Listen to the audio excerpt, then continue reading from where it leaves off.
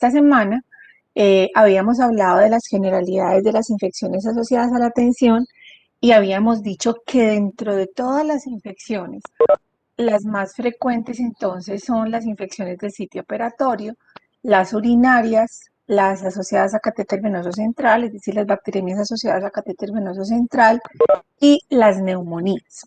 Entonces, sobre esas cuatro sí vamos a trabajar.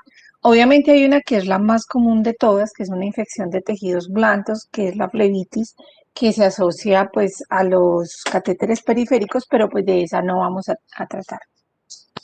Entonces, les voy a compartir la presentación. Si tienen alguna pregunta, pues si quieren las dejamos para el final o si quieren hacerla en ese momento, pues también la pueden hacer. Bueno, voy a apagar mi video para que no se nos dañe la señal.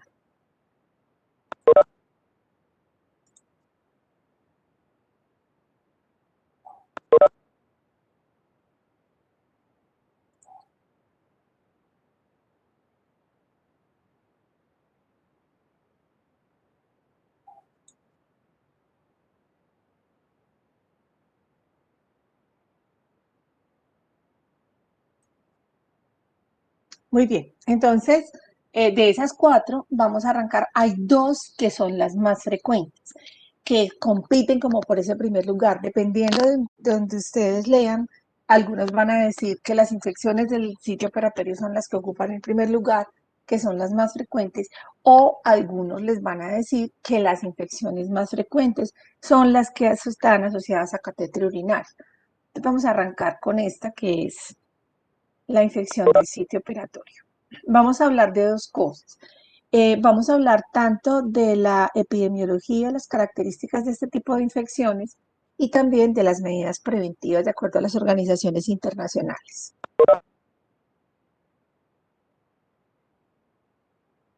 Bueno, eh, como les acabo de decir, mire, por ejemplo, en Estados Unidos y en Europa, la infección del sitio quirúrgico es la segunda más frecuente dentro de todas las infecciones asociadas a la tensión. Y es la más frecuente entonces junto con la del tracto urinario. Entre las dos pueden ocupar entre 17 incluso hasta 40% de todas las infecciones que ocurren en un hospital. El problema de las infecciones específicas del sitio operatorio es que son muy costosas y que aumentan mucho la estadía, porque piensen ustedes, supongamos que se infecta una cirugía. ¿Eso qué implica? Implica, pues por un lado, más días de hospitalización, por otro lado, antibióticos, por otro lado, pruebas a veces diagnósticas y muchas veces, la mayor parte de las veces, implica que los pacientes tienen que estar entrando a quirófano para lavados quirúrgicos. Entonces, por eso es que aumenta muchísimo los costos. Eh, Desafortunadamente, obviamente también están asociadas a letalidad, sobre todo si los pacientes tienen comorbilidades.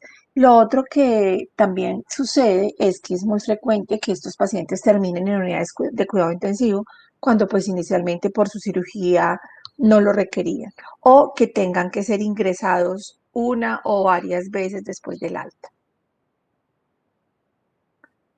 Bueno, lo otro es con respecto a costos. Nosotros desafortunadamente no tenemos información de costos, pero cuando uno revisa donde más información hay, obviamente es en Estados Unidos.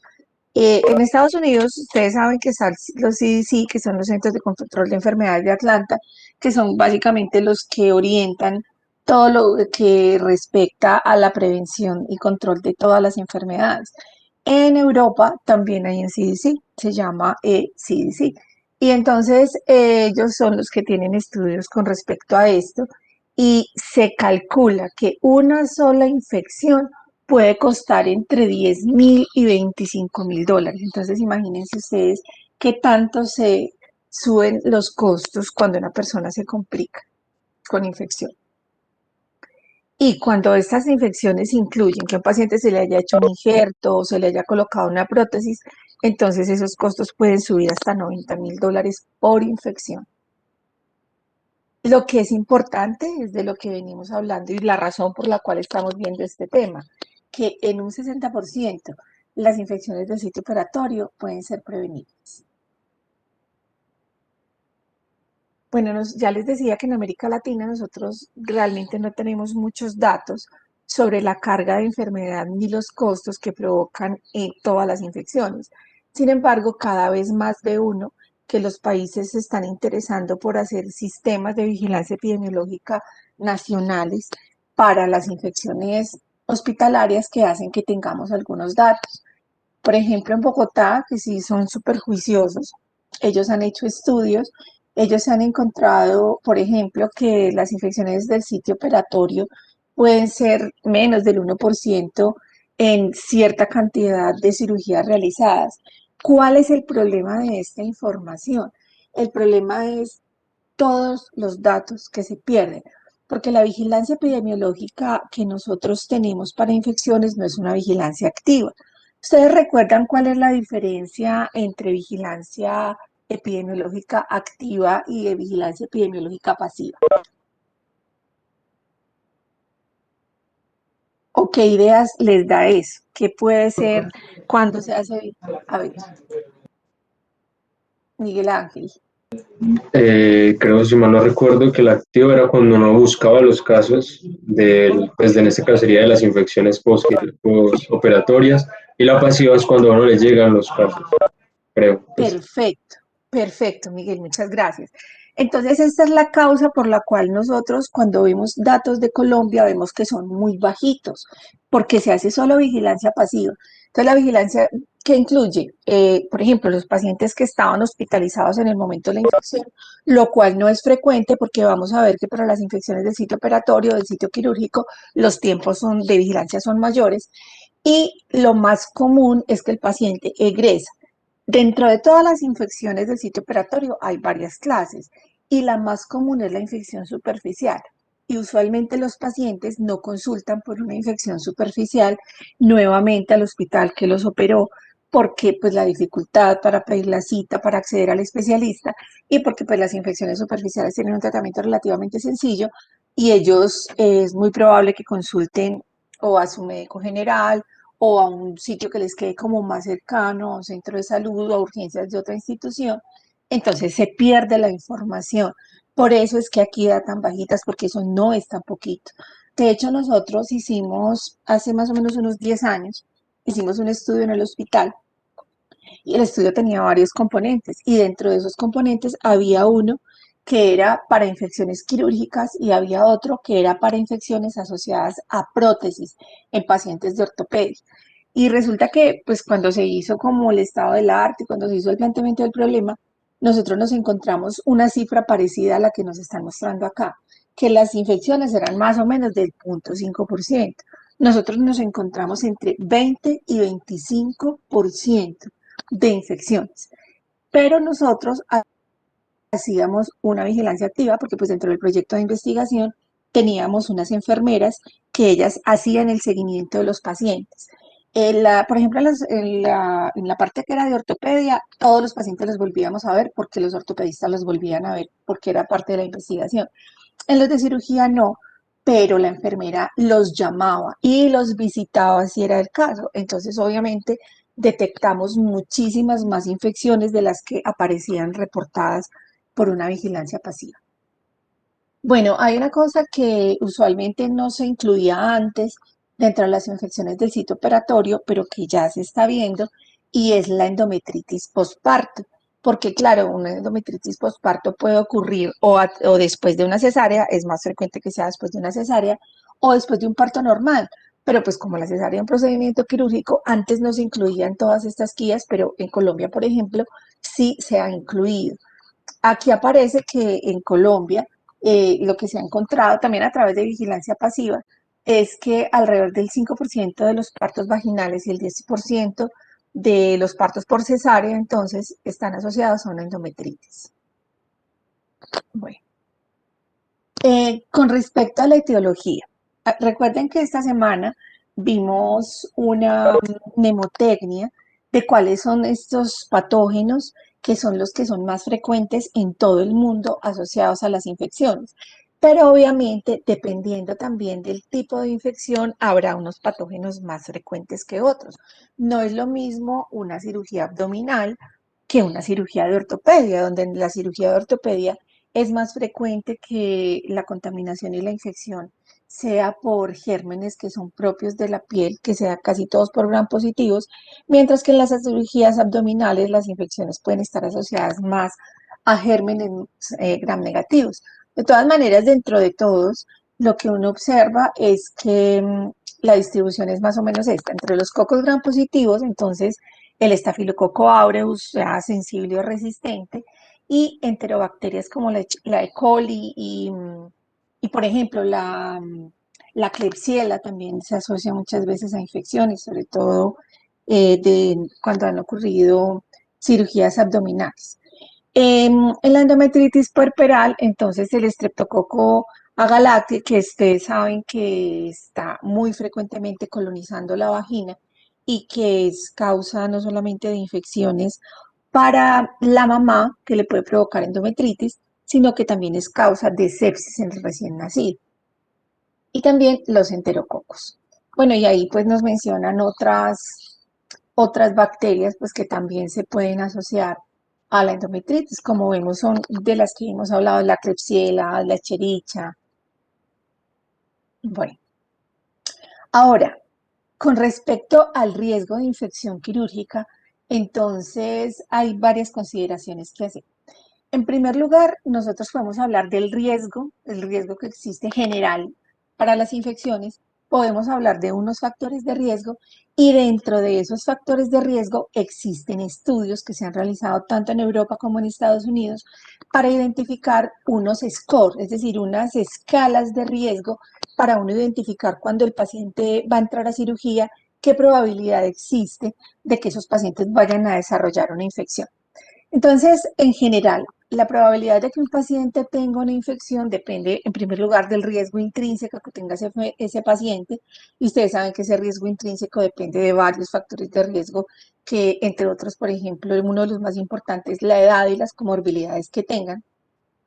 Lo otro, que ese riesgo intrínseco de cada paciente se puede ver modificado por lo que ocurre en el hospital, bien sea por la estancia, porque a mayor estancia, mayor riesgo de que los pacientes vayan colonizándose inicialmente con gérmenes que son resistentes, y por otro lado, por la presión antibiótica cuando están recibiendo tratamientos con antimicrobianos. Y en tercer lugar, entonces esta probabilidad también depende de la exposición, que puede ser mucha o puede ser poquita, a microorganismos patógenos hospitalarios. Yo les decía que dentro de los factores de riesgo, yo les voy a hacer un listado como los factores generales y luego les voy a hablar de básicamente tres factores de riesgo que son los que se han utilizado para hacer un índice de riesgo de predicción. En primer lugar, entonces tenemos el ASA. El ASA es una clasificación que hacen los anestesiólogos, que ya la vamos a revisar, que define cuál es el estado físico del paciente al momento de entrar a una cirugía. En segundo lugar, la duración de la intervención. Esto es muy importante porque existe como de acuerdo a cada cirugía, existe un tiempo en el que generalmente ocurren las cirugías, pero cuando esas cirugías duran más y las cirugías no duran más porque sí, duran más porque el paciente se complicó, porque los hallazgos en el momento de la cirugía son diferentes a los que se estaban pensando inicialmente o porque son más complejos de lo que normalmente en una cirugía puede ocurrir o porque el paciente estaba infectado o en fin, etcétera, etcétera. Entonces esa duración de la intervención puede ser modificada. Ahora, ¿cómo se mide la duración de la intervención? Como son tiempos tan variables, ustedes saben que cuando hay, el tiempo ustedes saben que es una variable cuantitativa y que cuando las variables cuantitativas tienen muchísima variabilidad en los datos que uno recoge, la mejor forma de representar el tiempo de duración no es el promedio. Por lo tanto, esta duración de la intervención está medida de manera internacional por medidas de posición. Entonces hay algo que se llama el tiempo T, porque no estamos hablando de cuál es la mediana de duración de las cirugías. El tiempo T es cuánto es el 75% de duración de todas las cirugías. Entonces, si ustedes recuerdan las medidas de posición, nosotros tenemos en el medio la mediana, tenemos un cuartil 1 que es el 25% y un cuartil 2 que es la misma mediana y un cuartil 3 que corresponde al 75% de los datos. O sea que lo que ustedes encuentren como duración de las intervenciones es lo que duran el 75% de las cirugías. A ese se le llama tiempo T. Entonces, cuando una cirugía excede el tiempo T, ya se considera que existe un riesgo. El tipo de herida quirúrgica también ya lo vamos a revisar. Hay varios tipos de herida quirúrgica y no nos podemos confundir porque yo siempre se los digo porque muchas veces los estudiantes en los exámenes se me confunden porque yo les digo herida quirúrgica es la clasificación de la herida quirúrgica y una cosa muy distinta es la clasificación de las infecciones quirúrgicas. Pero por eso les digo, por favor, pongan atención para que cuando yo les pregunte no se me confundan con eso. Una cosa es la herida, otra cosa es la infección. Esto es cómo clasifica el cirujano, el paciente, su herida antes de llegar al quirófano. Y la clasificación es fundamental para la decisión que se tome con respecto a la profilaxis antibiótica. Un factor de riesgo que es general para todas las infecciones, no solamente las infecciones hospitalarias, sino para todas las infecciones, ya sabemos que es la diabetes, el estado nutricional, no solamente la desnutrición, también la obesidad es un factor de riesgo para infección del sitio operatorio, una profilaxis antibiótica inadecuada, la preparación incorrecta de la piel en el momento, no solamente en el momento de la incisión, que se haga una preparación incorrecta, sino previo a la cirugía, que ahora cuando hablemos de las medidas de prevención vamos a extendernos un poquito en eso. El cuidado inapropiado, eso sí es más que lógico, o sea, no se cuida apropiadamente una herida quirúrgica, entonces pues obviamente se puede infectar. La mala asepsia, las inmunodeficiencias, sean inmunodeficiencias propias de una enfermedad o que estén ocasionadas por el uso de medicamentos inmunosupresores. Miren que aquí hay un factor de riesgo fundamental, el entrenamiento y capacitación deficientes de las personas que están alrededor o que tienen la responsabilidad del tratamiento de un paciente porque entonces esto incluye no solamente al personal de salud, sino a la familia y al mismo paciente.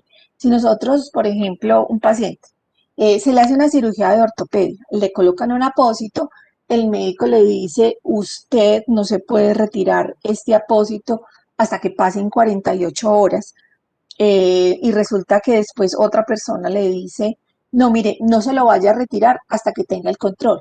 ¿Por qué? Porque la mayor parte de los controles se hacen en la misma semana.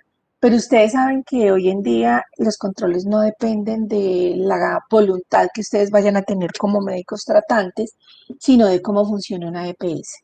Entonces muchas veces puede pasar que pasan muchos días y el paciente llega a control al mes y no se ha quitado el apósito, así que ustedes se pueden imaginar lo que ha pasado y lo que les estoy contando, pues porque lo he visto en la realidad, 2 veces lo he visto. Entonces, claro, uno se le acerca a esos pacientes y huelen horrible.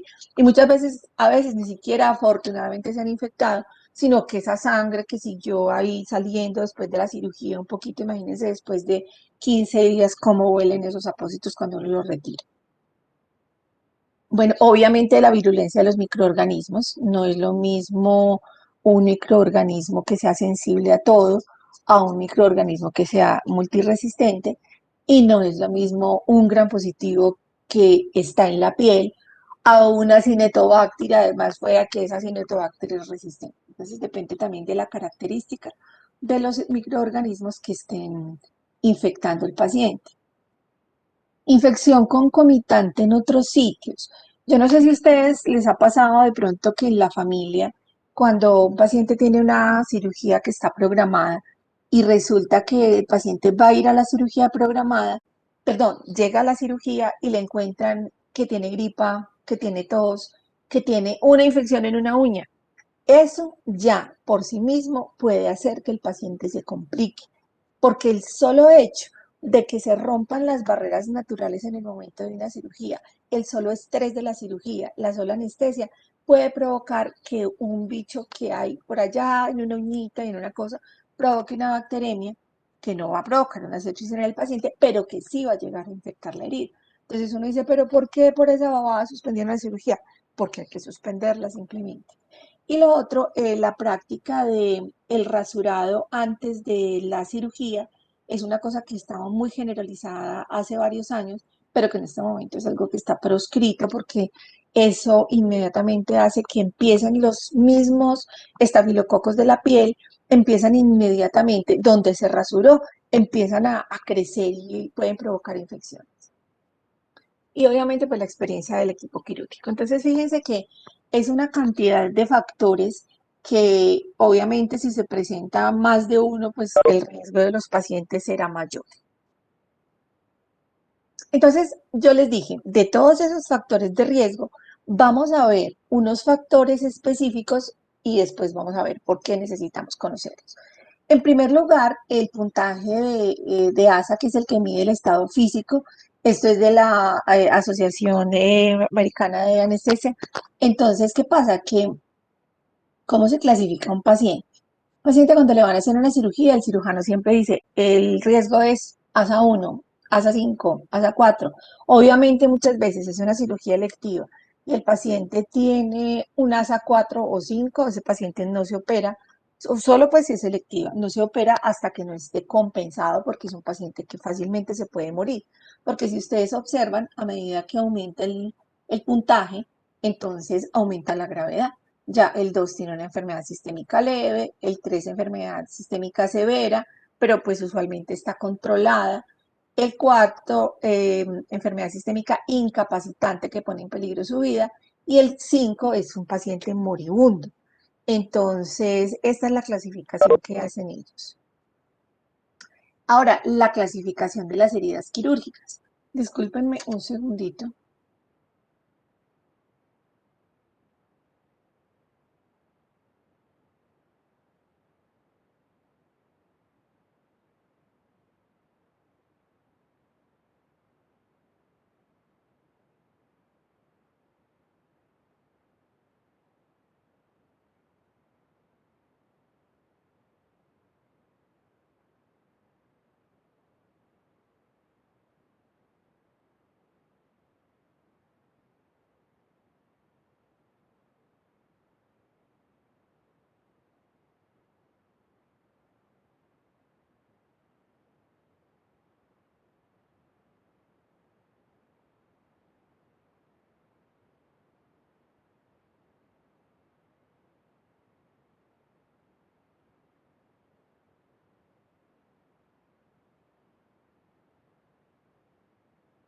Bueno, entonces continuamos.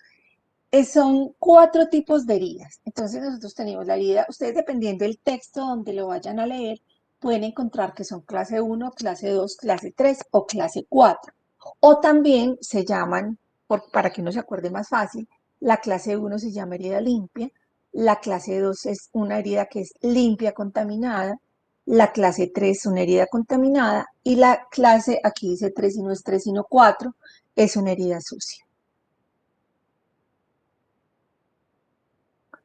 Bueno, vamos a empezar con las primeras, que son las heridas limpias, que son las heridas clase 1. Primero que todo, es que quiero que miren ustedes la, la figura que tengo acá. Entonces, es una incisión, probablemente una cirugía de ortopedia, es una incisión en piel, es una incisión primaria. ¿Qué quiere decir incisión primaria? Que el paciente tenía la piel totalmente sana antes de que el cirujano realizara una incisión, porque no es lo mismo una incisión primaria que cuando el paciente ha tenido un accidente, un trauma o algo así. Entonces, ¿cómo se caracterizan estas heridas que son limpias? No hay nada de evidencia de inflamación, no hay inflamación. Y otra cosa que es importante, fíjense, esto es una extremidad. No se ha intervenido sobre tracto respiratorio, digestivo o genital. ¿Por qué? Porque acuérdense que estos tractos tienen flora normal. Entonces, el problema no es la flora que ellos tienen, el problema es cuando ya la flora sale a otro lado, cuando ya la flora sale a las cavidades o cuando esa flora contamina la piel. Así que esa es la característica, o sea, no se interviene en estos tractos. También puede ser, por ejemplo, una herida en los ojos, una herida en las mucosas, porque pues igual, pero depende de la mucosa también. Digamos que las heridas en los ojos y las heridas de la piel. Bueno, se hace un cierre quirúrgico primario, o sea que inmediatamente se abre, se hace la cirugía, se cierra nuevamente. Y lo otro es que muchas veces estos pacientes les dejan unos sistemas de drenaje cerrados. Entonces simplemente se les deja un tubito y afuera una bolsita donde la herida, donde se hizo la cirugía, va drenando el poquito de sangre o el poquito de líquido que haya quedado. Los traumas cerrados entonces se incluyen aquí también, pero mientras no se vaya a hacer una cirugía, obviamente, en estos tractos, ¿cierto? Y obviamente que la cirugía en una extremidad, yo les digo que las extremidades casi siempre las cirugías son limpias, son heridas limpias, pero eso es la excepción cuando ya ocurrió un trauma. Si ocurrió un trauma, ya definitivamente nosotros no estamos ante una herida limpia. Siguen entonces las heridas limpias contaminadas. Fíjense que aquí está lo contrario a lo que acabamos de ver. Es una herida que nosotros podríamos decir que es limpia por el hecho de que el paciente simplemente se le va a hacer una cirugía, se va a abrir la piel, pero, ¿cuál es la salvedad acá? Que esta cirugía se realiza o sobre el tracto respiratorio, sobre el digestivo, sobre el genital o sobre el urinario, que son los que acabamos de mencionar como excepción en la anterior. Pues cuando se realizan en estos tractos, ya se considera que la herida no fue simplemente limpia, se considera limpia contaminada. Acuérdense que tenemos que tener muy claro que la contaminación no es infección, es contaminación. Es simplemente que hay microorganismos patógenos que pueden salir de un lado al otro, pero simplemente que pueden contaminar. Bueno, lo otro que caracteriza estas heridas limpias contaminadas es que cuando se hace la cirugía no se encuentra una contaminación inusual, o sea que no hay una infección en el paciente. Entonces, claro, por la razón que fuera, se hizo la cirugía, pero el paciente no tiene ni inflamación ni tiene infección. Ya aquí, por ejemplo, en la pasada yo no les coloqué con qué frecuencia se hablaba de infecciones, porque generalmente esas heridas no se infectan, ¿no? O la frecuencia de infección es ínfima. Pero acá, las limpias contaminadas, sí ya tienen una probabilidad de infección. Entonces, esa probabilidad puede variar entre el 2 y el 4%. De todas maneras, como ustedes pueden observar, es muy bajita, afortunadamente.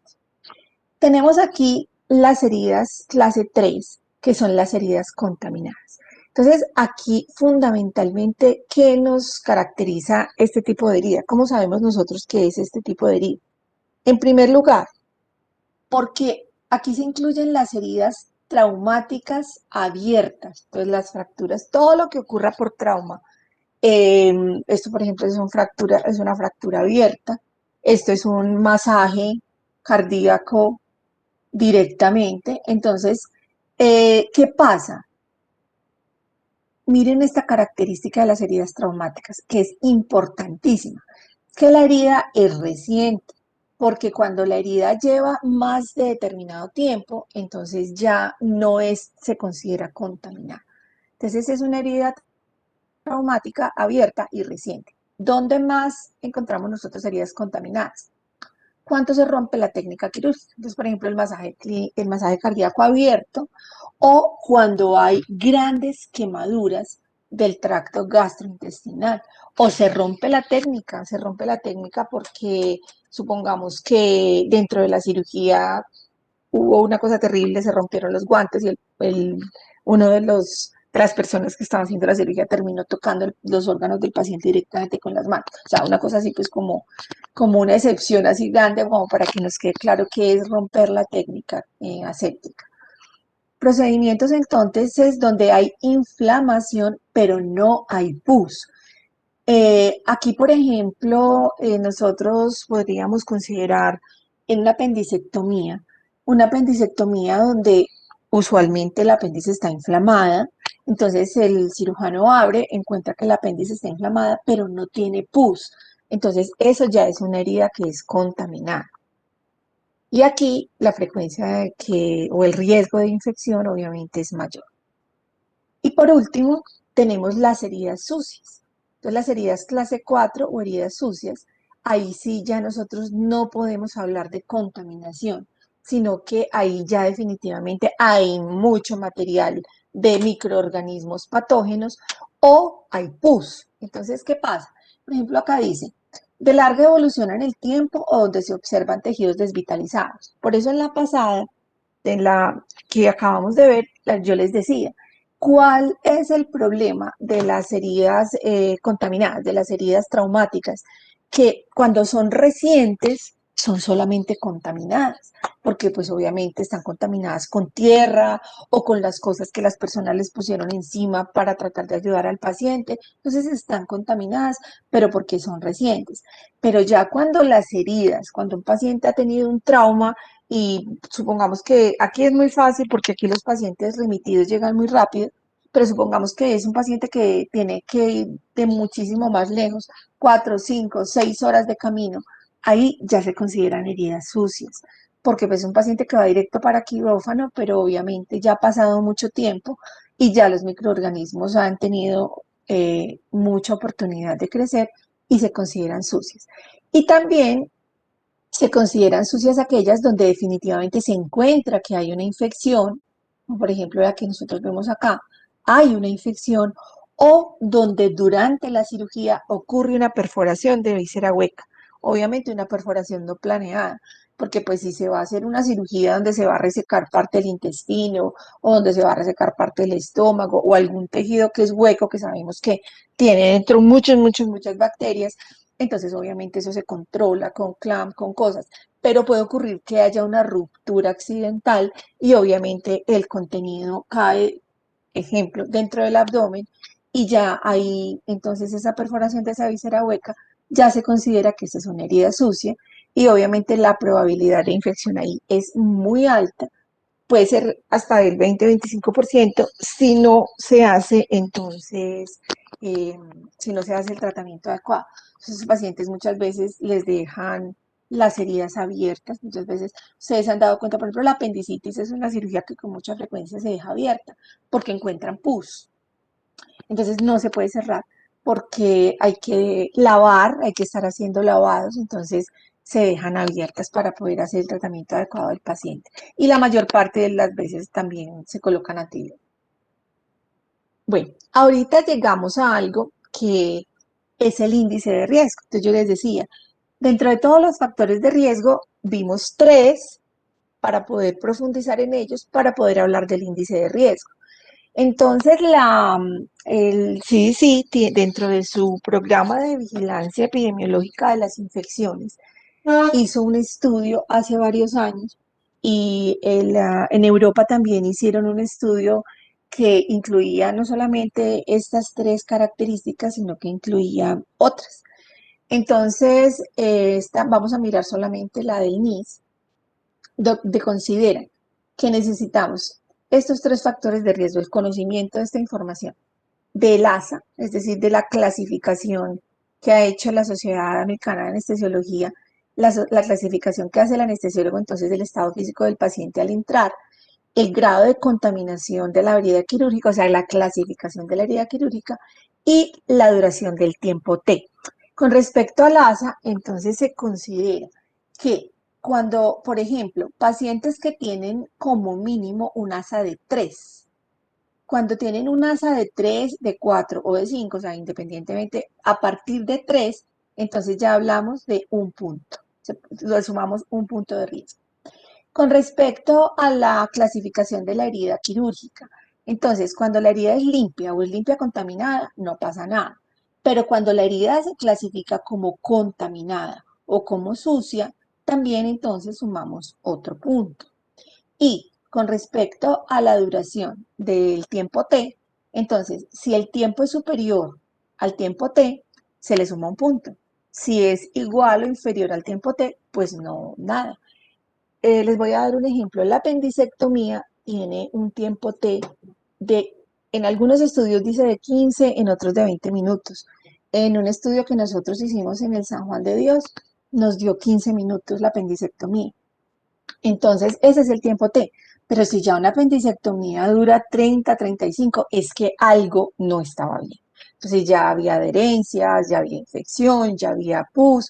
Así que en ese caso, entonces ya sumamos un punto cuando el tiempo de duración es superior al tiempo T. Y ya les había mencionado que el tiempo T es el percentil entonces 75 o es el cuartil 3 de la duración que se calcula para una determinada intervención. Ahora, ¿cómo calculamos entonces ese riesgo? ¿Quiénes tienen puntuación cero? Pues entonces, los que tienen asa menor de 3, los que tienen un tiempo T que no ha excedido el 75% del percentil de la duración, y cuando las heridas son limpias o limpias contaminadas. Una puntuación de 1, entonces es cuando tiene uno de los tres, o tiene un asa de 3 o más, o el tiempo T excedido, o la herida es contaminada o sucia. La puntuación 2, entonces tiene dos de los parámetros y la puntuación 3, entonces tiene los tres parámetros. Con este índice de riesgo manejan aquí mucha gente, aquí digo yo en Colombia mucha gente. En Estados Unidos siempre lo manejan como riesgo para infección. Entonces ellos saben que si un paciente tiene una puntuación de 3, es un paciente que requiere una vigilancia muy activa, que requiere seguramente antibióticos no profilácticos, sino antibióticos de tratamiento, y que muchas veces esos pacientes tienen la herida abierta porque habrá que hacer lavados hasta que se observe que ya no hay más material purulento en la cavidad, por ejemplo, donde se hizo la cirugía. Bueno, ¿cómo vamos hasta aquí? ¿Alguna pregunta hasta aquí? Porque hemos visto muchas cosas. ¿Alguien tiene alguna pregunta? Yo tengo una pregunta, doctora. Dime. Es que la herida clase 4 que dijimos que era la herida traumática, usted mencionó lo de la perforación de la víscera hueca durante la cirugía. ¿Es únicamente cuando es durante la cirugía que la consideramos así? No, porque si la perforación ocurrió antes, pues entonces obviamente también, porque cuando se abre la cavidad se va a encontrar que hay derrame de material dentro del abdomen. Entonces también puede ocurrir, o sea, puede ocurrir por accidente o porque el paciente se haya perforado. Por ejemplo, un paciente con apendicitis se puede perforar, por ejemplo, una úlcera se puede perforar, y eso ya de entrada lo clasifica como sucio. Eso te da más claridad. Sí, doctora, muchas gracias. Bueno, ¿alguna otra pregunta? Doctora, es que a mí no me Bueno, quedó claro esta parte dime. del tiempo de la cirugía. Listo. Entonces vamos a mirar una cosa.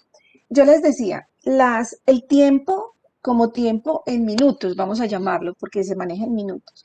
El tiempo en minutos es una variable que es cuantitativa, ¿cierto? Es una variable cuantitativa que es continua, pero que cuando se hizo un estudio inicial hace muchos años para mirar cuánto duraban las cirugías, se dieron cuenta que las cirugías tenían una gran variabilidad en la duración. Y cuando nosotros tenemos una gran variabilidad en la duración, no podemos entonces hablar de promedio de duración de una cirugía, porque cuando una variable cuantitativa, como es el tiempo, tiene entre sus datos una gran variabilidad, lo adecuado es manejarlo con medidas de posición.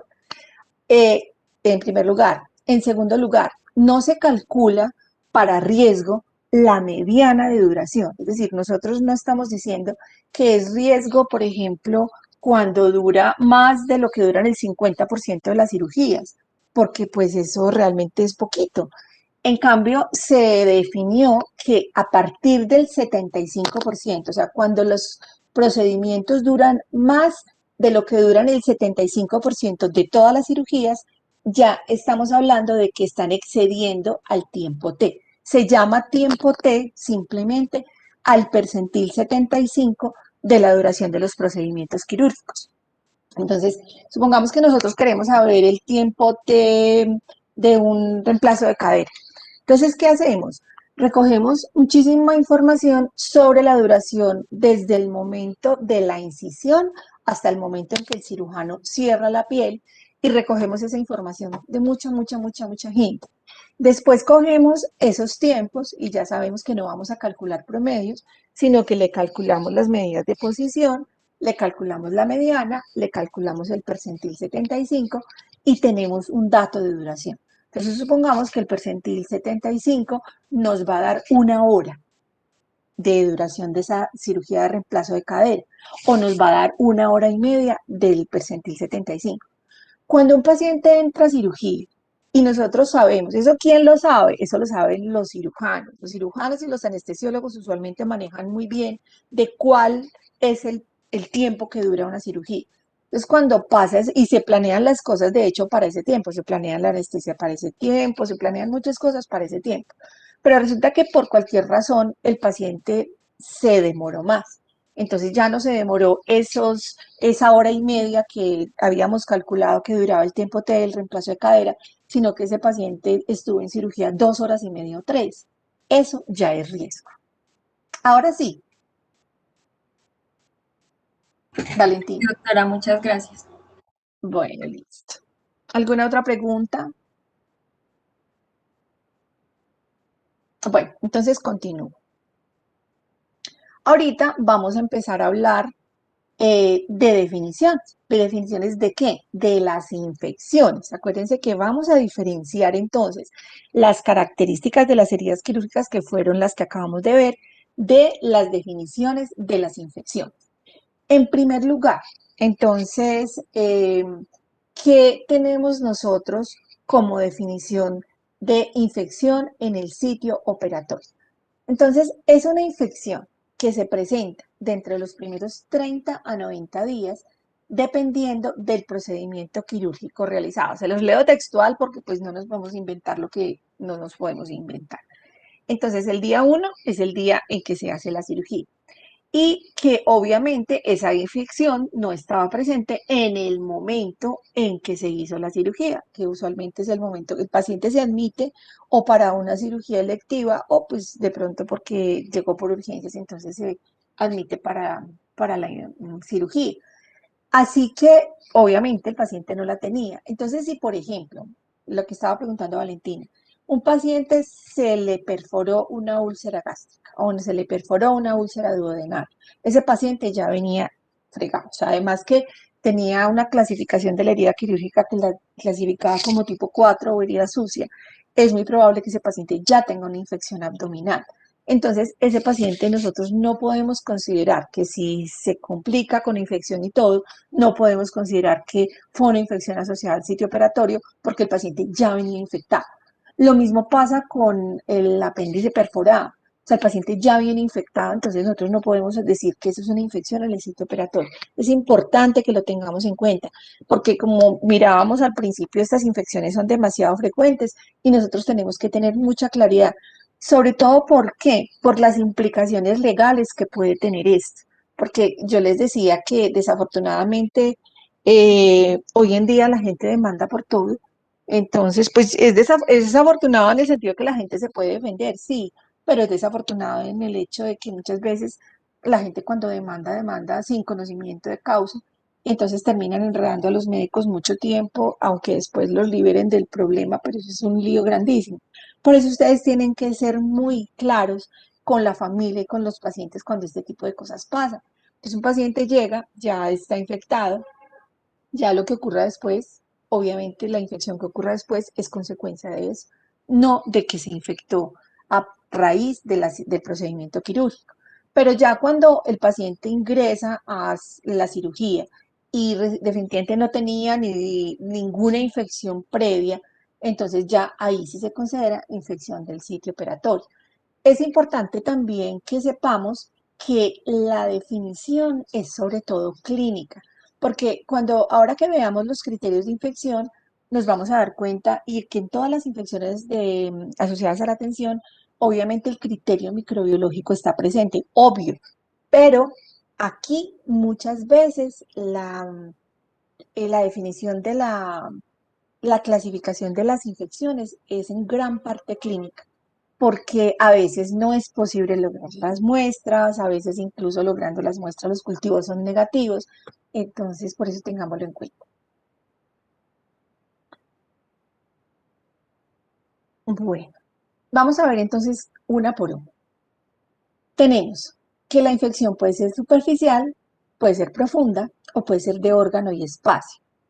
Acá tenemos una figurita de las capas. Entonces, ¿qué observamos nosotros? Que la incisional superficial es aquella que abarca piel o piel y tejido celular subcutáneo. La incisional profunda ya entonces puede comprometer la fascia y tejido muscular, y ya la de órgano espacio entonces es más profunda y puede comprometer órganos o puede comprometer cavidades. Entonces la incisional superficial, ¿qué característica tiene? En el sitio operatorio, entonces, puede ocurrir hasta 30 días después del procedimiento. O sea que en este caso, las infecciones pueden ocurrir después del alta del paciente, porque un paciente quirúrgico, a no ser que esté complicado, no va a estar 30 días hospitalizado. Entonces, compromete solamente piel y tejido celular subcutáneo, ya lo habíamos dicho, y dice, cumple al menos con uno de los siguientes. Entonces, solamente necesitamos, perdón un segundo, solamente necesitamos entonces uno, quería buscar otra cosa y no la encontré.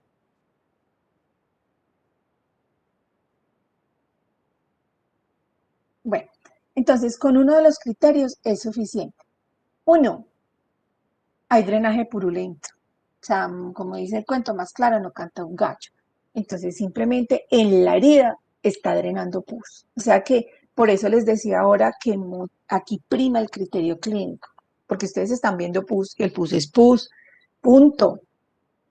Segundo, otro criterio, el criterio microbiológico. O sea, se ha hecho aislamiento de microorganismos de un cultivo, pero miren muy bien, obtenido de forma aséptica. Entonces, ¿qué es lo que pasa con esto?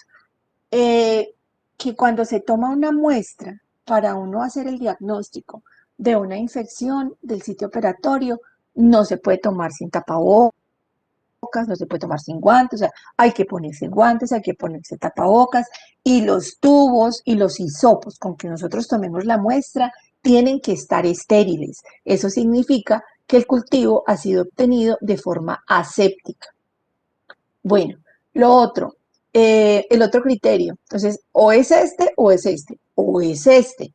Resulta que por criterios clínicos, el cirujano o el médico tratante decidió abrirla. Entonces, ¿qué pasa?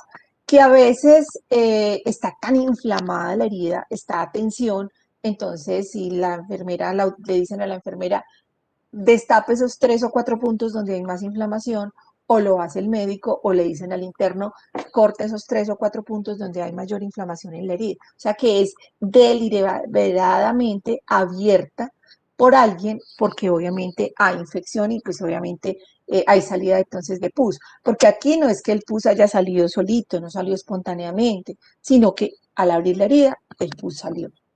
Y el paciente además tiene signos de inflamación, que puede ser, ustedes saben los signos de inflamación, puede tener dolor, puede tener edema localizado, puede tener eritema.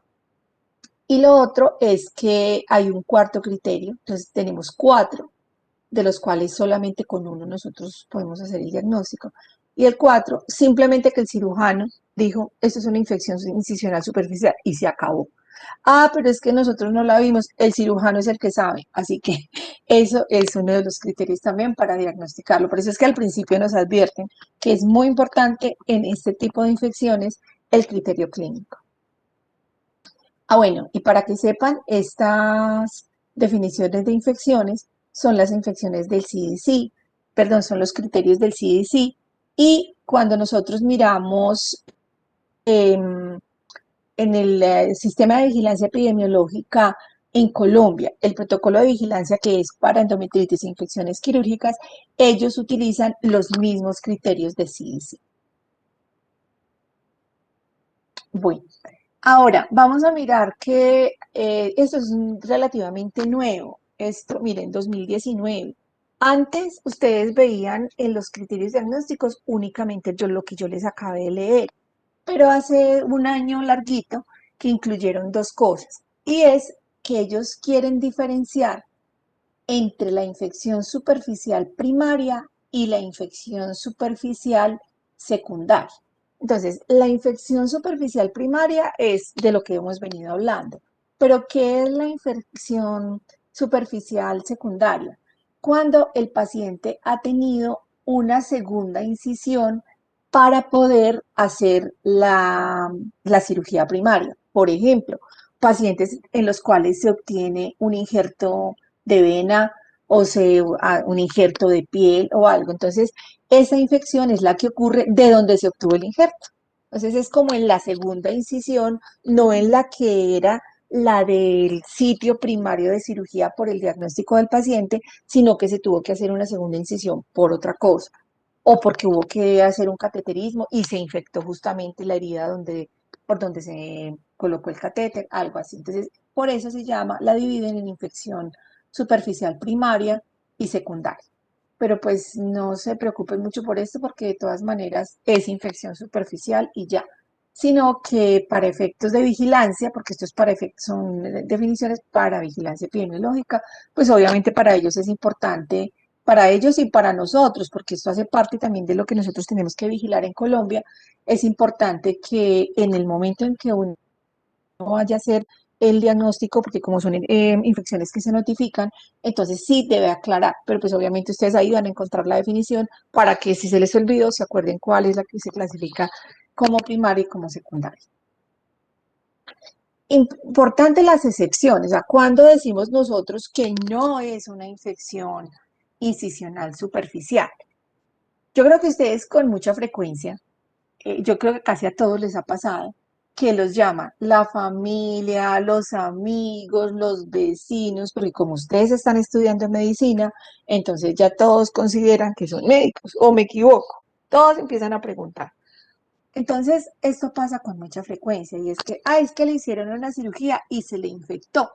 Y ustedes van y miran y resulta que no es la herida la que está inflamada, la herida no tiene signos de inflamación, la herida no está supurando, sino que donde sale el hilo, exactamente donde está el punto de sutura, ustedes ven que hay punticos de inflamación e incluso pueden ver punticos como purulentos. Eso no es una infección incisional superficial, porque el solo hecho de que ustedes, por ejemplo, le limpien o le digan a la familia que limpie con yodopovidona, con una cosita de estas, simplemente hacen la limpieza y ese pus inmediatamente desaparece. Y de hecho no hay dolor, no hay generalización pues de la infección ni nada. Entonces, esa es una excepción. Otra excepción son las episiotomías y las circuncisiones. No porque no se infecten, sino porque si hay una cirugía después de la atención de un parto en la episiotomía o hay una infección después de la circuncisión, se llama simplemente infección del epicio o infección de la circuncisión. No se llama infección incisional superficial. Lo mismo pasa con las infecciones que ocurren en sitios de quemaduras. Aunque tengan las características de una infección incisional superficial, es una infección de una quemadura y se acabó. O sea que no se le ponen nombres a lo que no es. Bueno, y obviamente la excepción es cuando las infecciones ya sobrepasan la piel y el tejido celular subcutáneo y se van más abajo, eso ya no es incisional superficial. Entonces nos vamos para la incisional profunda. Fíjense que en la anterior nosotros hablábamos de hasta 30 días. En cambio acá nos dicen que la infección puede ocurrir hasta los 90 días. Ocurre dentro de los 30 o 90 días después del procedimiento quirúrgico. Y entonces, ¿qué compromete? Compromete tejidos blandos, porque todavía son tejidos blandos, pero profundos. Entonces ya la infección obviamente es más severa. Las anteriores, por ejemplo, aunque esta clase no se trata de hablar de tratamientos, pero simplemente a manera de información, en las anteriores el tratamiento es ambulatorio, muchas veces, la mayoría de las veces simplemente o se abre un poquito la herida, a los pacientes se les recomienda cómo tratar esa herida abierta y o se hace o se les da tratamiento, o muchas veces no se abre la herida, sino que simplemente se les manda un antibiótico, usualmente antibióticos que son para infecciones de piel y ya. En cambio, estas heridas, como ya son más severas, porque ya son más profundas, sí requieren de hospitalización la mayoría de las veces, por no decir todas. Bueno, ahora, entonces ya sabemos entonces, el primer criterio es que es más tiempo, el segundo tiempo es, el segundo es que es más profunda, y cuáles son las condiciones. También pasa lo mismo, al menos una, o sea, al menos una de estas condiciones. Lo mismo que la incisional superficial, hay drenaje purulento. Pero entonces cuando ustedes van a revisar esa herida, ustedes ya ven que no es simplemente de la piel, no es del tejido, sino que aquí ya ustedes están viendo músculo o están viendo fascia, o sea, están viendo que es más profundo de donde sale ese drenaje purulento. Lo mismo que en la anterior, se ha hecho una apertura deliberada de la herida y el paciente entonces tiene los signos de inflamación y además puede tener fiebre, porque es solamente uno. O tiene signos de inflamación, tiene dolor o tiene fiebre.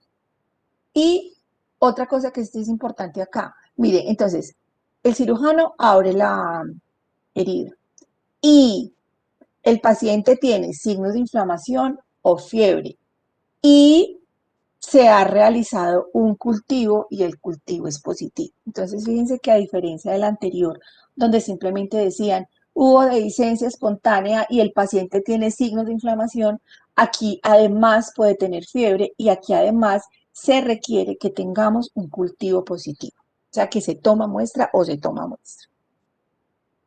Ahora, ustedes se preguntarán, ¿y por qué en la otra no se toma muestra? No, en la otra también se toma muestra, sino que a veces no se puede. Supongamos que ustedes están en un centro de salud. El paciente les llegó al centro de salud porque hace 15 días le hicieron una cirugía, ustedes encuentran que está infectado, simplemente le hacen la curación, si tenía pus, pero le hacen la curación y le mandan el antibiótico, pero pues no identificaron decidieron que no identificaban porque pues usualmente esas infecciones son ocasionadas por organismos que están en la flora normal de la piel.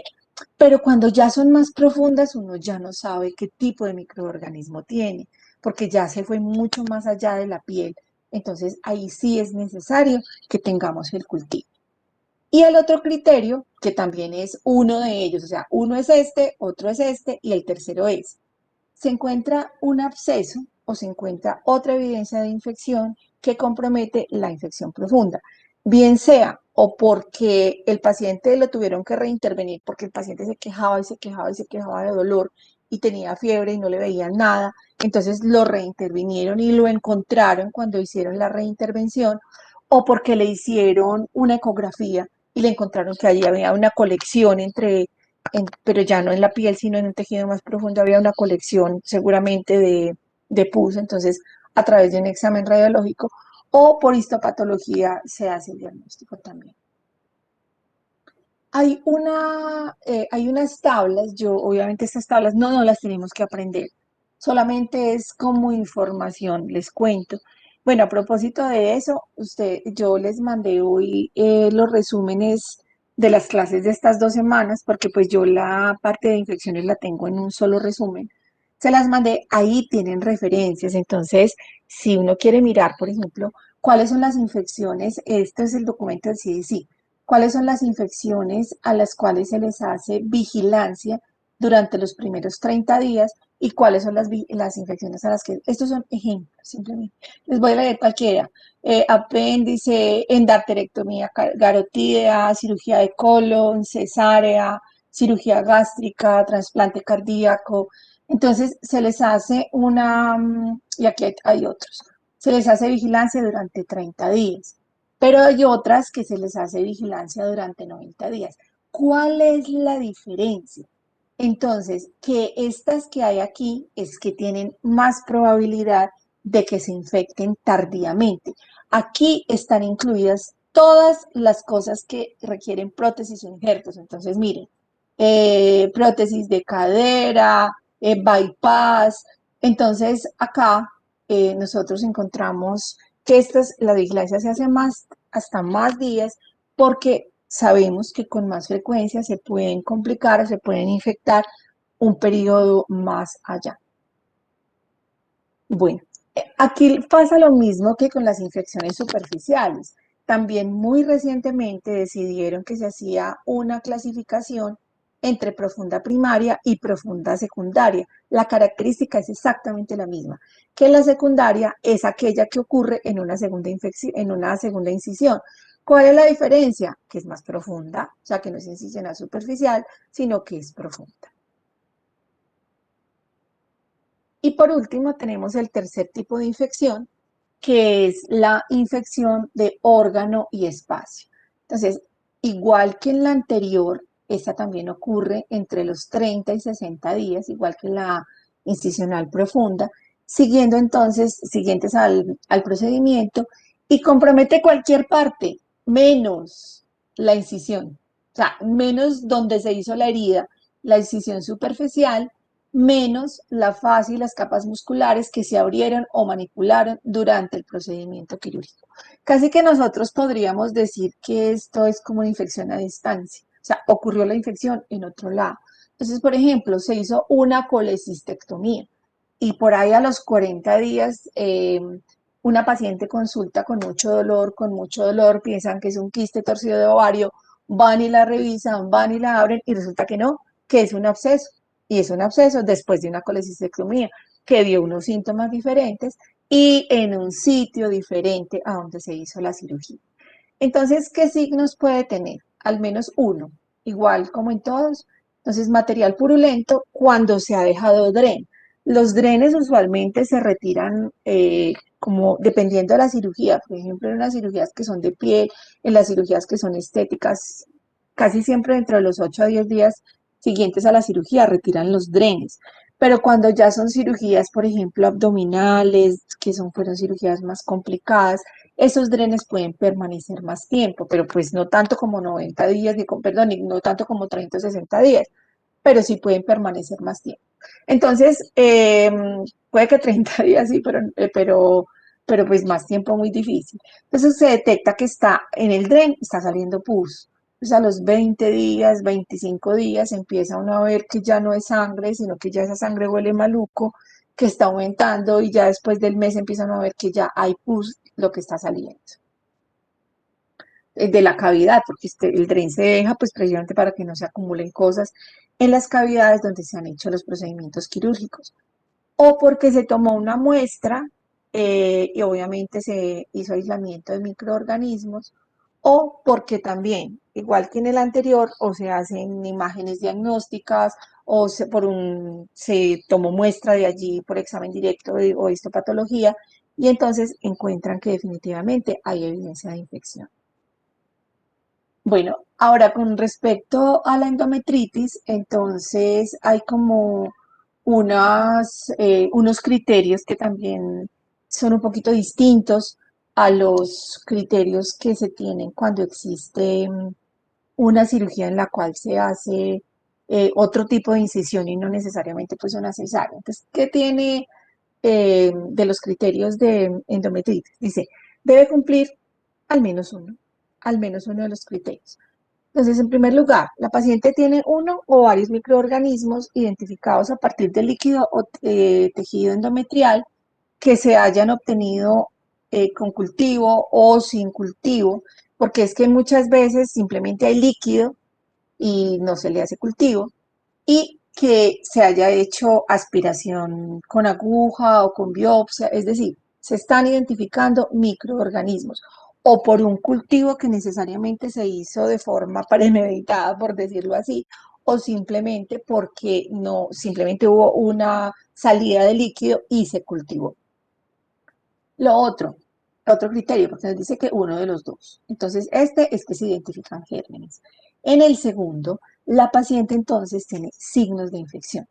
Tiene fiebre y tiene dolor o tiene drenaje purulento del útero directamente. Aunque no se haga cultivo, porque el cultivo es el que da este criterio. Pero si ustedes están viendo que sale pus del útero, pues ahí no hay que dudarlo un segundo. Entonces, supongamos que ustedes están haciendo rural o que ustedes trabajan en un pueblo, ustedes tienen una paciente con esto, ustedes no tienen que decir, no, definitivamente es que yo tengo la duda si tiene o no tiene endometritis. Obviamente la tienen y pues obviamente con la asesoría del especialista pueden hacerle tratamiento en determinados hospitales locales. Les decía que nosotros tenemos, no hace mucho, miren, 2017 salieron los primeros protocolos de la vigilancia de las infecciones asociadas a los procedimientos quirúrgicos. Estos objetivos de esta vigilancia son generales para casi todas las infecciones. Entonces, vamos a ver que en cada una de las infecciones yo les voy a leer los criterios de los objetivos de la vigilancia, pero van a ver que lo único que cambia es el nombre de la infección. Entonces, determinar en primer lugar la incidencia. O sea, aquí queremos saber a través de la vigilancia, saber cuál es la frecuencia de las infecciones.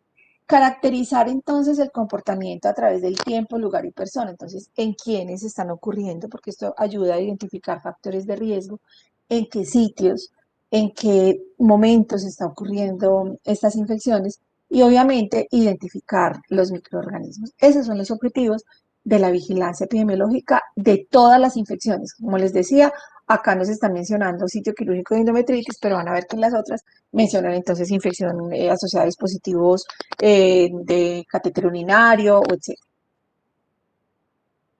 Con respecto a, bueno, antes de empezar la parte de medidas de prevención, quiero saber si existe alguna duda, quiero saber si quieren ver alguna otra diapositiva, que me devuelvan algo, o sigo.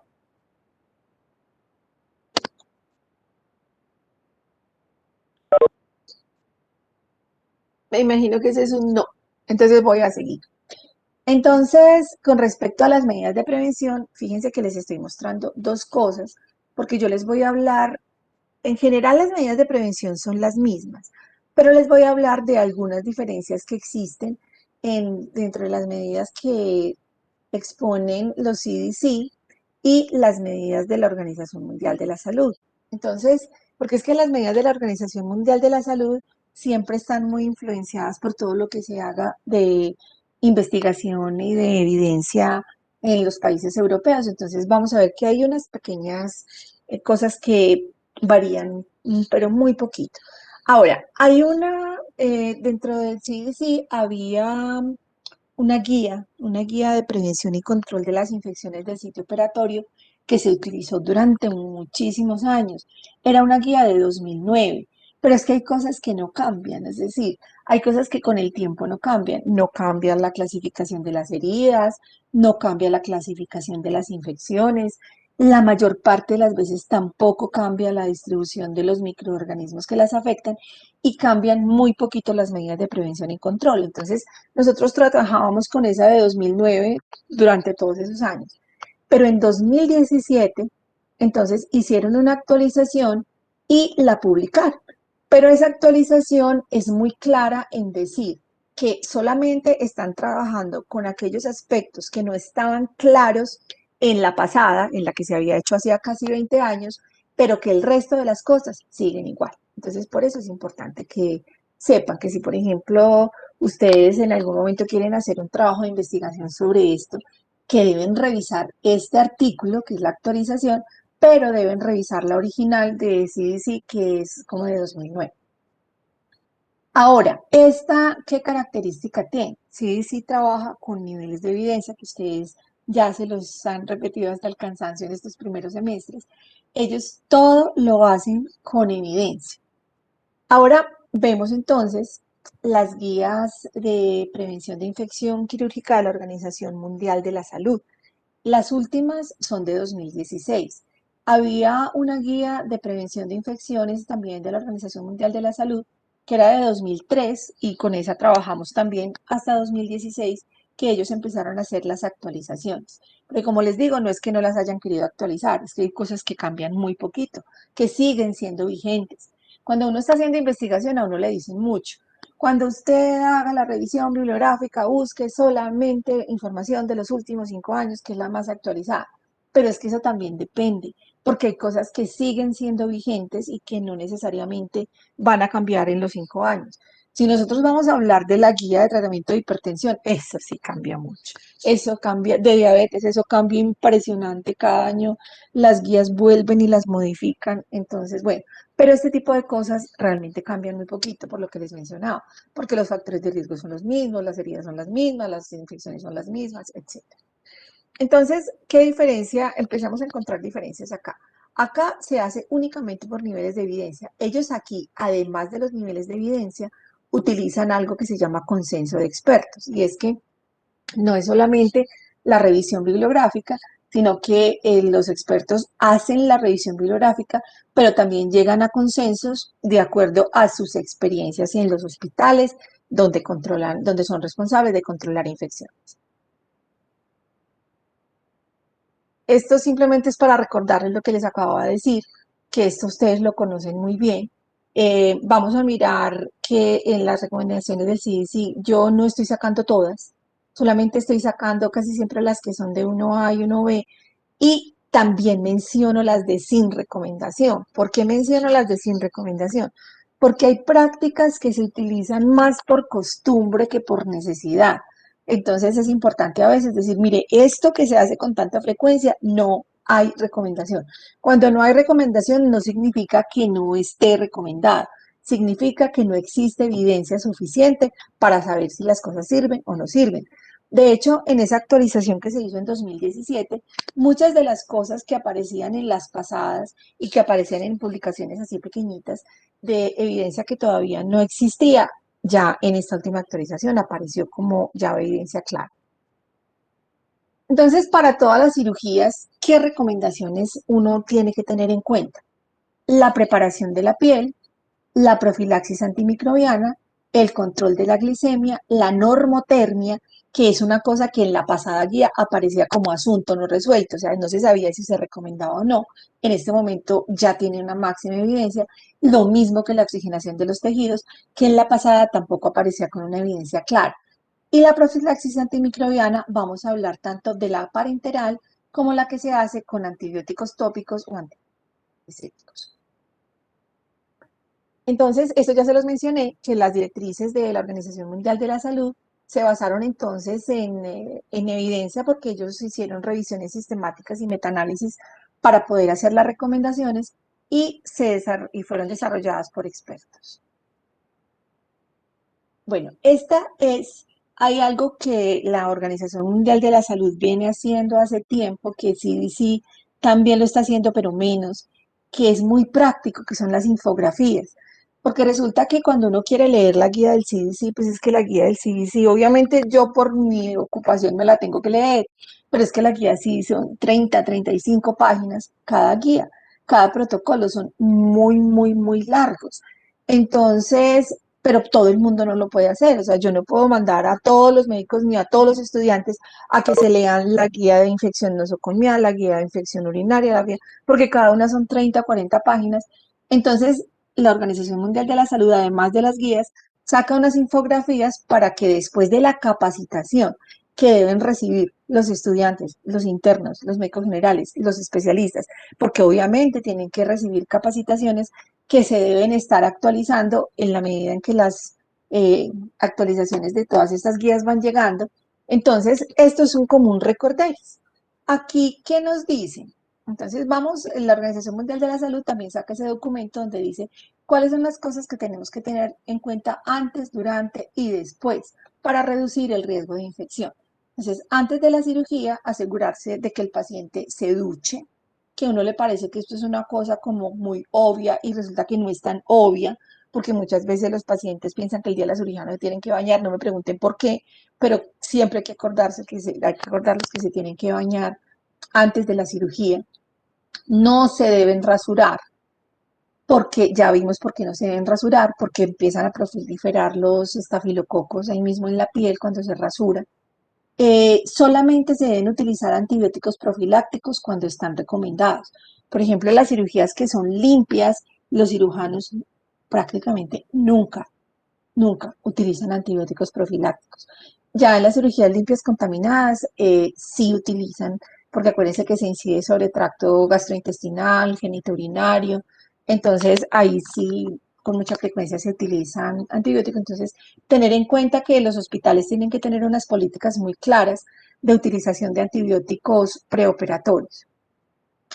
El uso de la clorexidina para preparar la piel. Esta es una de las grandes diferencias con las guías de CDC, porque los europeos casi no utilizan la iodopovidona para preparar la piel. Ellos utilizan casi siempre es gluconato de clorexidina y específicamente porque la clorexidina puede ser en agua o puede ser en alcohol.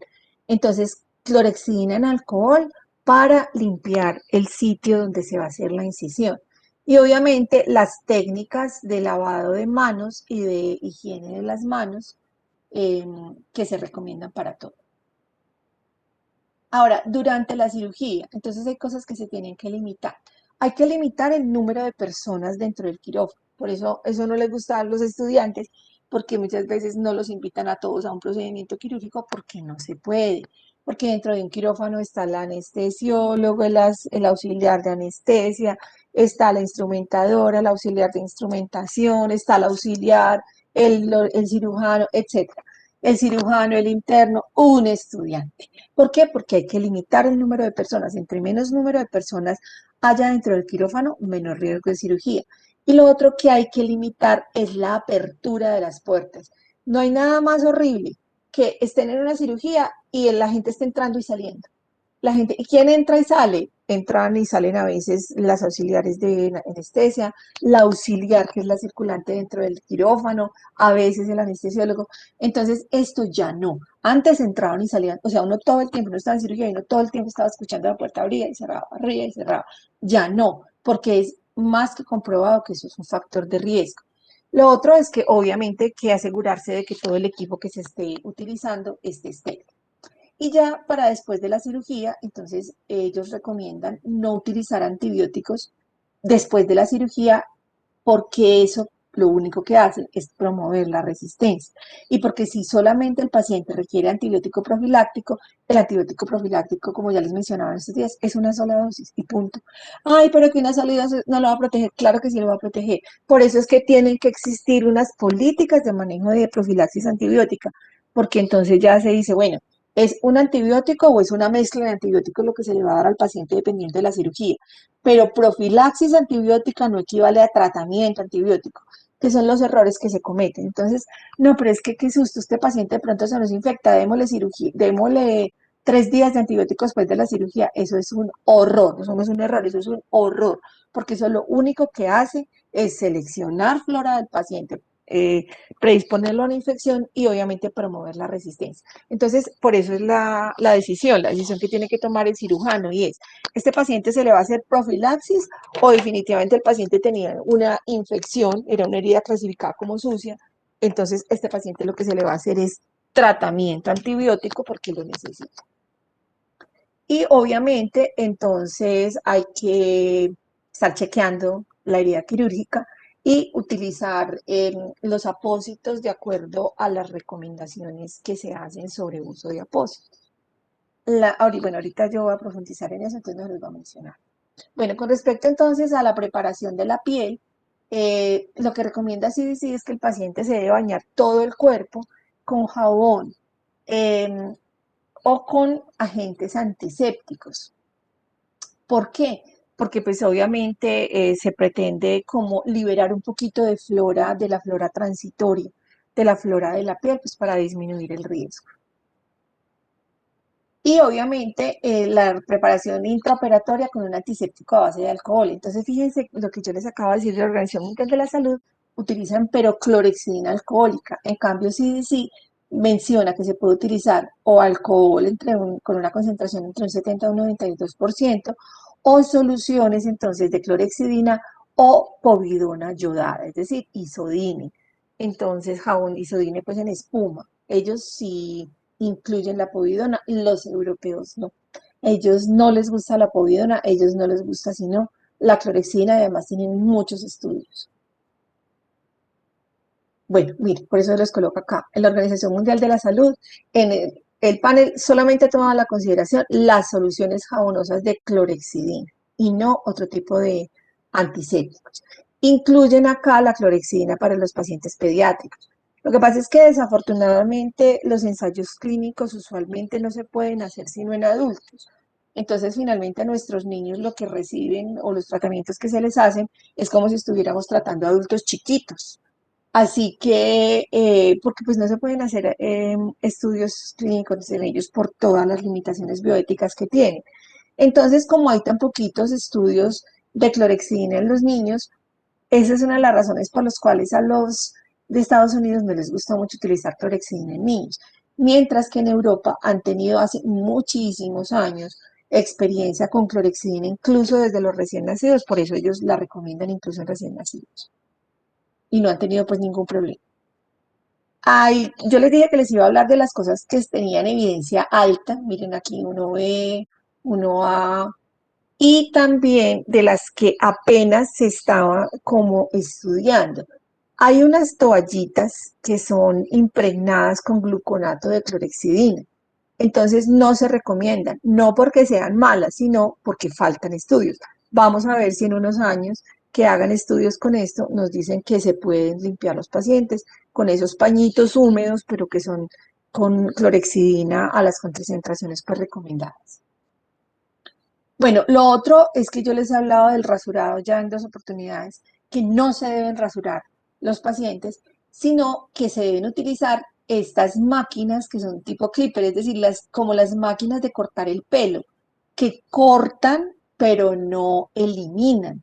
Así que como ellos lo que hacen es cortar el vello muy cortico, no predisponen a que el paciente empiece a hacer infección por estafilococo. Así que esto es lo que se utiliza, solamente cuando es estrictamente necesario. De hecho, por ejemplo, hay cirujanos que todavía para una cirugía de cráneo rasuran toda la cabeza, pero en la mayor parte de los otros sitios no, porque ellos ya solamente lo que hacen es tratar de coger el cabello de alguna manera y solamente rasurar, pero eso se hace 1 hora antes de la cirugía, o sea, eso no se hace la noche anterior, como a los pacientes que les decían antes de llegar al quirófano, perdón, antes de llegar al hospital, rasúrese. Esa era la recomendación que se daba antes.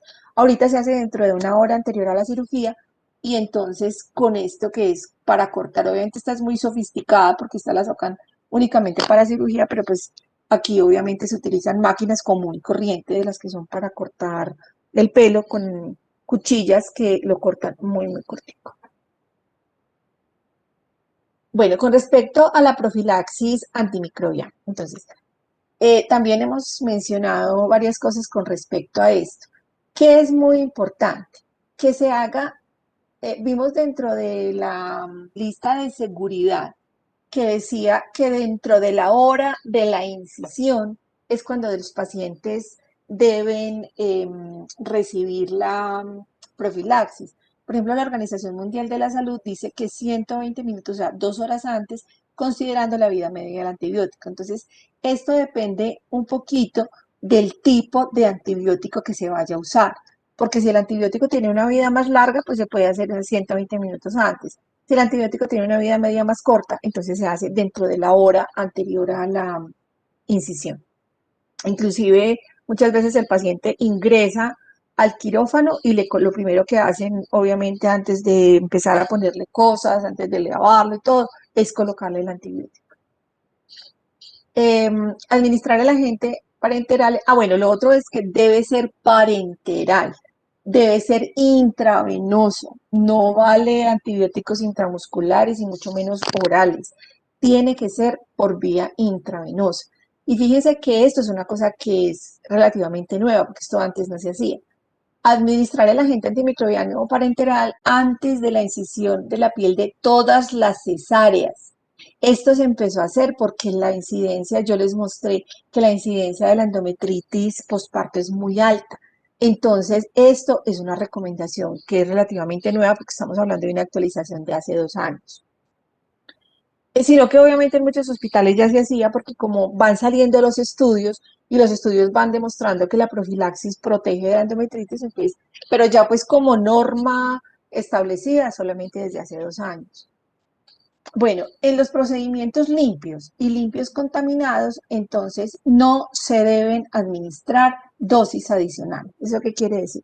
Que en estos, yo les decía ahora que los cirujanos casi nunca utilizan en las cirugías limpias, casi nunca utilizan antibiótico profiláctico, pero a veces la cirugía, aunque sea limpia, es muy grande y ellos deciden que sí lo utilizan. Pero la recomendación entonces es que solamente se coloque una sola dosis y que no se coloquen dosis adicionales. Bueno, ya les dije lo que dice la Organización Mundial de la Salud. Y lo otro de lo que tenemos que hablar es de la profilaxis no parenteral. Resulta que hay laboratorios que promueven la utilización de cremas, de soluciones, de polvos, de aerosoles, de spray, que son antimicrobianos para que se coloquen sobre la incisión quirúrgica y ellos dicen que sirve para prevenir. Pero fíjense que lo que dice acá es todo lo contrario. Y miren, categoría 1, no aplicar, o sea, no se recomienda bajo ninguna circunstancia utilizar ni antisépticos ni antibióticos a nivel local. Está demostrado que eso no sirve y todavía se utilizan mucho. ¿Y qué dice la Organización Mundial de la Salud? En Europa es muy frecuente que se utilice casi que de rutina la mupirocina nasal para eliminar el estafilococo aureus. Entonces ellos en la norma dicen, pacientes colonizados conocidos con estafilococo deben recibir aplicaciones intranasales de mupirocina con o sin combinación del baño general con gluconato de clorexidina, porque pues obviamente esto disminuye las infecciones por estafilococo en pacientes que con mucha frecuencia tienen este tipo de infecciones, pero yo estuve en un hospital allá, o sea, yo hice mi doctorado allá, y allá en el hospital donde yo estaba, siempre utilizaban en los niños, siempre les colocaban mupirocina nasal antes de las cirugías. Bueno, con respecto al control de la glicemia, esta es una norma que se ha dicho desde hace muchos, muchos años, pues usualmente esto en un paciente urgente a veces no es fácil de controlar, pero se recomienda. Cuando un paciente, por ejemplo, es de cirugía que es prioritaria, es de una cirugía urgente, traten de controlar las cifras de glicemia antes de entrar a la cirugía, porque cifras de glicemia por encima de 200 tienen un elevadísimo riesgo de infección. Entonces, por eso es que en una cirugía que es selectiva es mucho más fácil y en una cirugía electiva no se deja entrar a cirugía a un paciente con una diabetes descompensada o no controlada. No puede que no descompensado, pero que no esté bien controlada. Les había dicho también que en las normas pasadas no aparecía claramente lo de la normotermia. En cambio, aquí sí. Entonces, en las pasadas aparecía como asunto no resuelto el hecho de, por ejemplo, colocar mantas térmicas a los pacientes. Por un lado, cuando ya pasaban a la cirugía, y por otro lado, de tener una ventilación adecuada dentro del quirófano. Entonces, pero ya en este momento se sabe que es fundamental vigilar la temperatura del paciente para que ni se enfríe demasiado ni se caliente demasiado durante la cirugía, porque ese también es un factor de riesgo de infección. Lo mismo pasa con la oxigenación, eso también es nuevo, porque resulta que pues hace muchos años que se utiliza, pues se utilizaba de una forma empírica de colocar una oxigenación alta a los pacientes cuando estaban en quirófano, pero pues no tenía como suficiente evidencia, pero ya tiene evidencia. Entonces, a los pacientes cuando ya están intubados, entonces se les incrementa la FiO2 para que tanto cuando están en la cirugía como cuando están en la sala de recuperación, para que reciban como oxígeno a altas concentraciones, porque se ha demostrado que esa oxigenación a altas concentraciones promueve la oxigenación del sitio donde se hizo la incisión y la cirugía y disminuye la incidencia de infecciones. Entonces, esto es lo de la norma que dice, para optimizar la llegada de oxígeno a los tejidos, mantener la normoterma y perioperatoria y el adecuado reemplazo entonces de volumen. Cosas que están sin resolver, o sea, cosas que definitivamente no se sabe todavía. Puede que dentro de un tiempo nos digan que sí, pero por ahora, por ejemplo, dosis de los antimicrobianos profilácticos que estén calculados de acuerdo al peso del paciente, apenas están haciendo estudios sobre eso. Obviamente en los niños sí, porque en los niños todo se hace por peso, pero pues en los adultos apenas están como haciendo estudios para saber si es necesario o recomendable. Una nueva dosis de profilaxis intraoperatoria también está sin resolver. Ustedes ven que las recomendaciones lo que dicen es que solamente una sola dosis. Pero hay, como les decía ahora, hay cirujanos que por los hallazgos durante la cirugía les da miedo, les da susto y entonces prefieren, además de la preoperatoria, colocar una más antes de terminar el procedimiento o cuando sale el paciente, pero una más, no más. O sea, no continuar un tratamiento 2 o 3 días, pero sí es muy frecuente que se coloquen dos. Por ejemplo, porque encontraron el paciente que esa herida estaba muy feíta, pero no obviamente con signos de infección, porque ya cuando ven signos de infección, obviamente se coloca este tratamiento. Ya no vale profilaxis, hay que colocar antimicrobianos específicos. Lo de la irrigación antimicrobiana intraoperatoria, que fue lo que acabamos de hablar de los antibióticos locales, eso no se recomienda definitivamente cuando se trata de cremas, polvos, spray, no, ya la evidencia dice que no, pero hay una cosa que es irrigación antimicrobiana. ¿Qué quiere decir eso? Abren, ellos hacen la incisión, llegan al sitio de cirugía y entonces irrigan algunos, les gusta irrigar con los mismos antibióticos que se pasan por la vena, irrigar el sitio quirúrgico.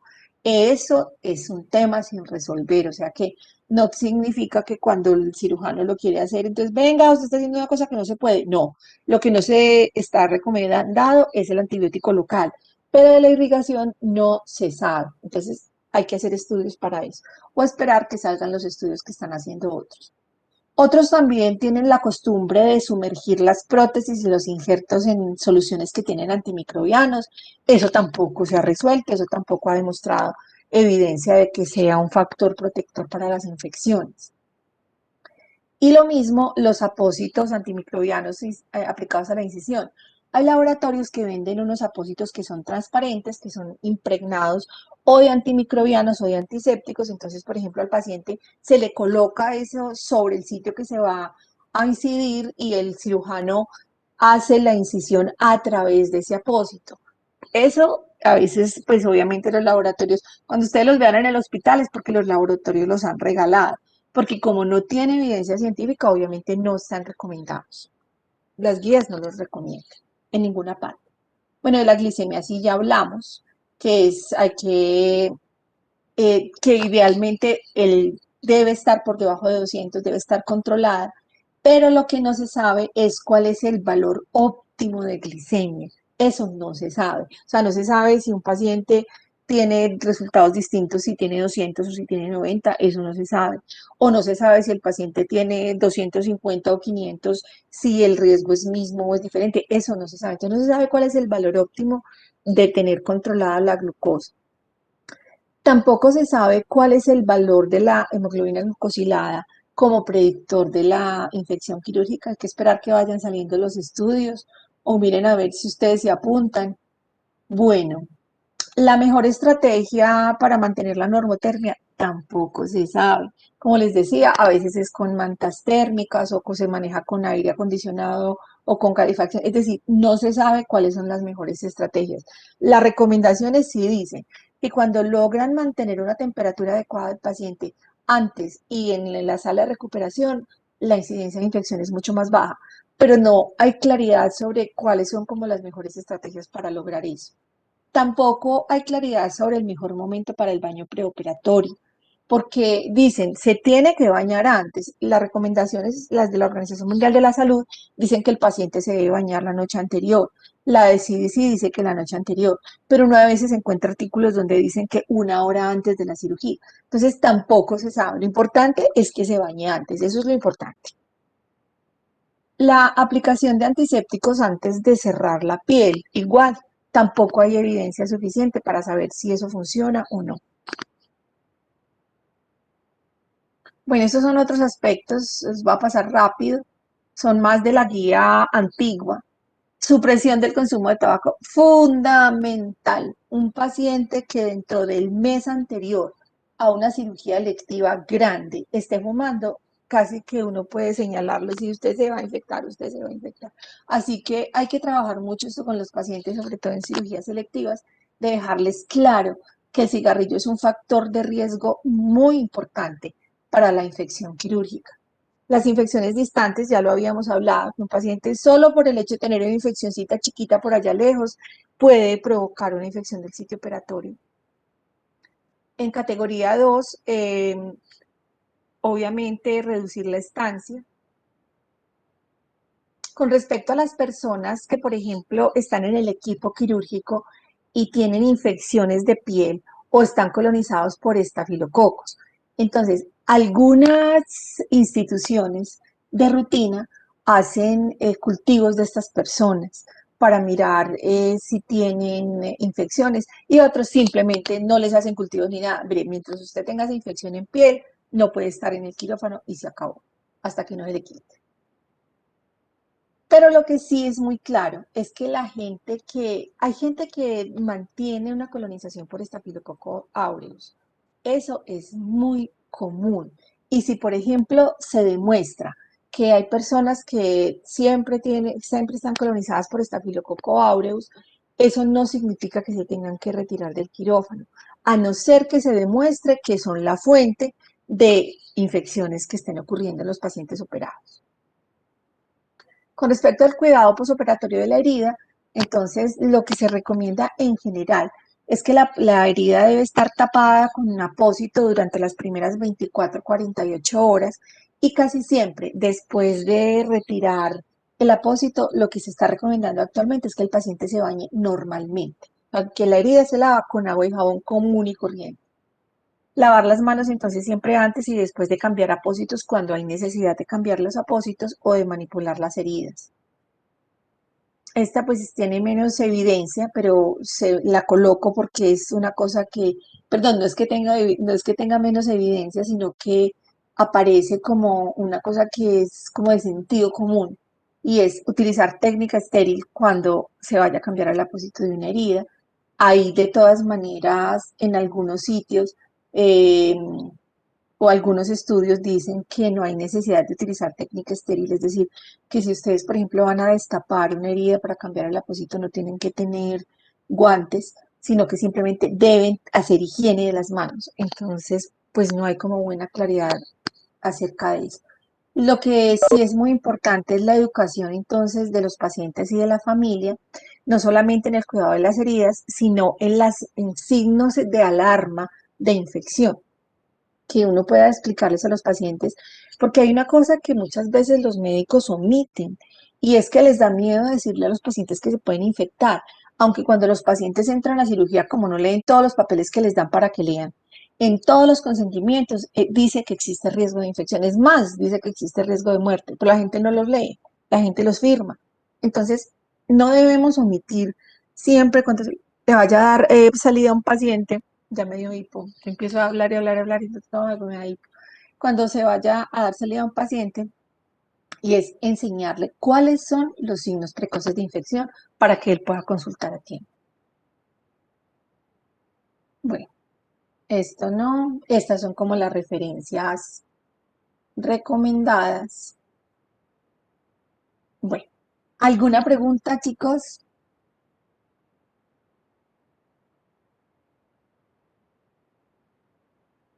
¿Tienen alguna pregunta? ¿Algún comentario? ¿Les gusta el tema? ¿No les gusta?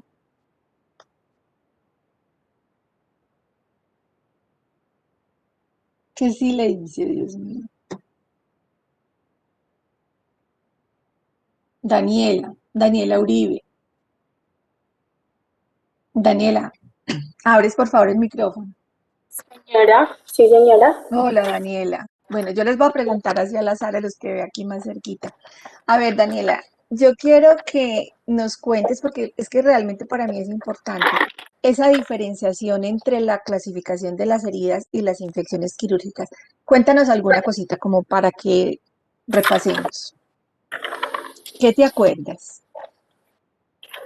En clasificación de las heridas, pues normalmente las podemos clasificar en heridas limpias, herida limpia contaminada, herida pues ya como tal contaminada y las heridas sucias.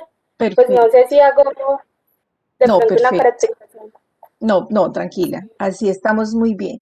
¿Y cómo clasificamos las infecciones del sitio operatorio?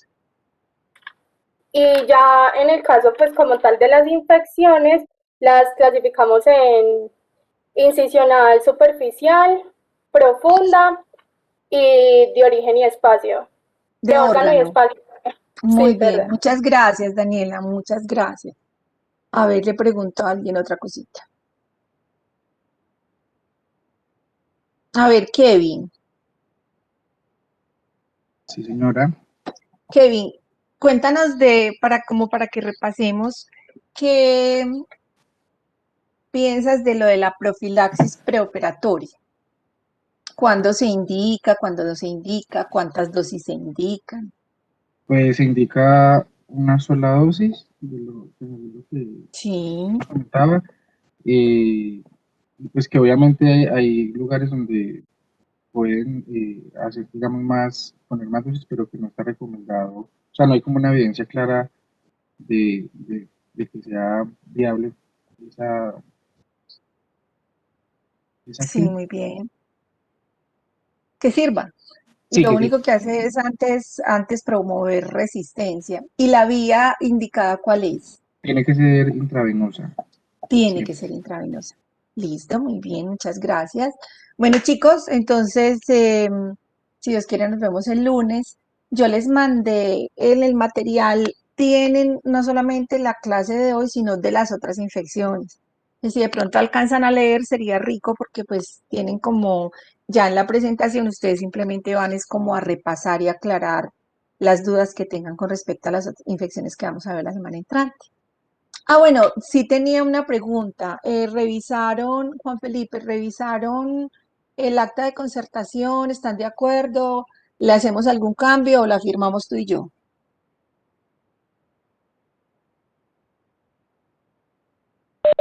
Felipe.